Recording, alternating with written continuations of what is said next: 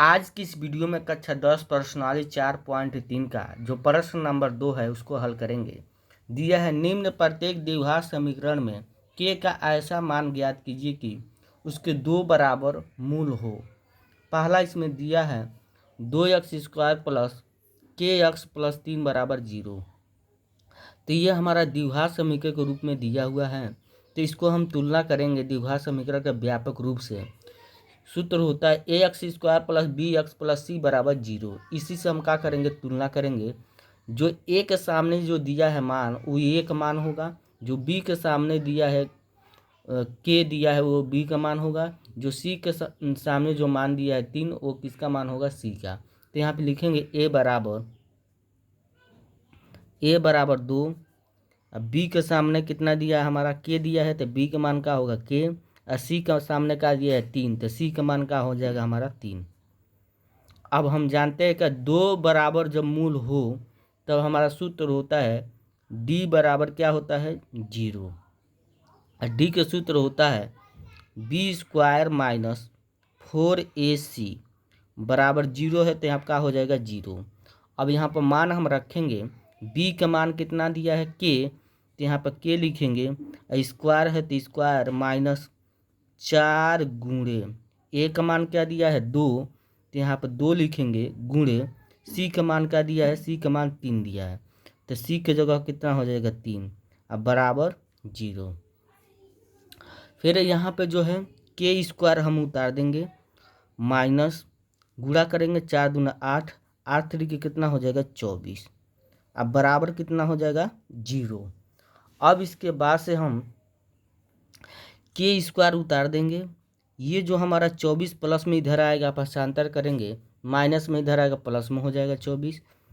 अब जो है ये स्क्वायर का मतलब होता है वर्गमूल, तो ये समझिए वर्ग, तो ये जो हमारा है 2 इस पर आएगा तो रूट में हो जाएगा, तो k बराबर होगा k बराबर रूट में 24 हो जाएगा।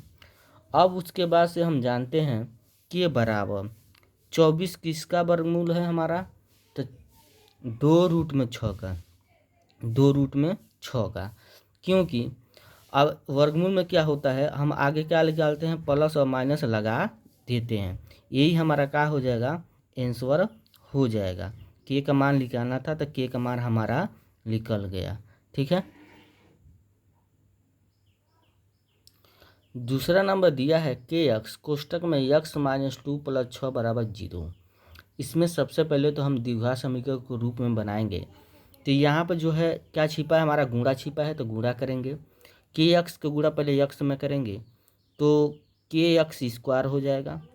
फिर kx का गुणा -2 में करेंगे, -2 kx हो जाएगा। अब प्लस का उतार देंगे 6 बराबर 0। अब उसके बाद से हम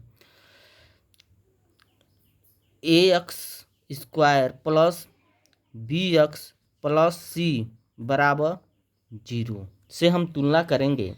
तो यहाँ पर जो a के सामने दिया है k, तो a का जो मान होगा k होगा, और जो b के सामने दिया है -2k, वो b का मान होगा हमारा -2k, और c के सामने क्या दिया है 6, तो c का मान कितना हो जाएगा हमारा 6 हो जाएगा।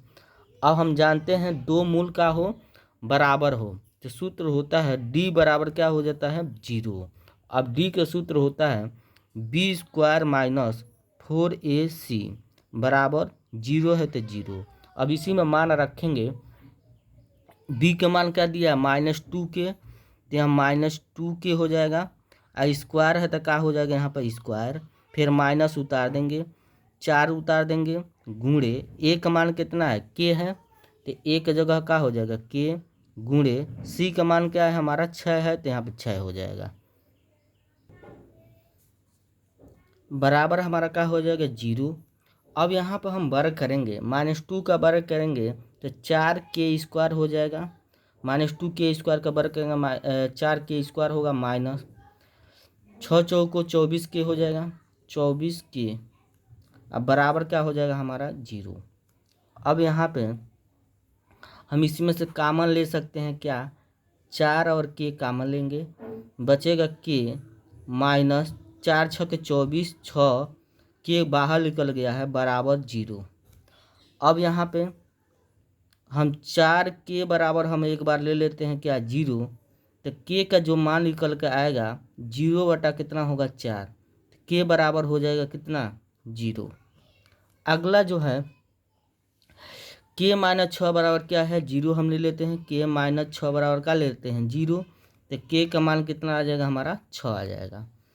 तो यहाँ पर जो के का मान हमारा निकल कर आ रहा है 0 आ रहा है और क्या आ रहा है 6 आ रहा है, ये इसका क्या हो जाएगा हमारा आंसर हो जाएगा। ठीक है, तो वीडियो अच्छा लगा है तो लाइक करिए, कमेंट करिए, यदि चैनल पर पहली बार है तो चैनल को जरूर सब्सक्राइब करिए। अभी तक इसका पहला प्रश्न नहीं देखे हैं तो हमारे चैनल के प्लेलिस्ट पर उपलब्ध है, वहां से आप देख सकते हैं। और एक बार में आपको नहीं समझ आया है इस वीडियो को आप दोबारा देखिए और आपको अच्छे से समझ आएगा। ठीक है, तो